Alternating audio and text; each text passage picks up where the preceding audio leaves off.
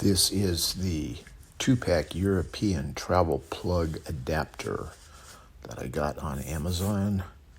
And it says it works with most Europe, EU, Spain, Italy, France, and Germany. Does that mean it doesn't work in the UK? I don't know. Let's open the box and see what it looks like. All right, there are two in there.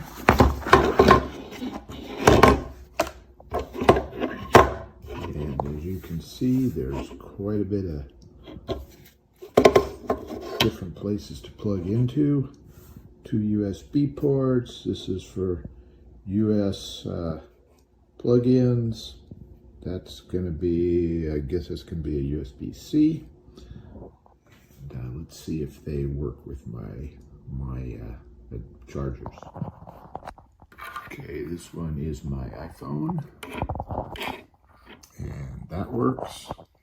All right, I plugged everything in. So on the left you have the new iPhone adapter,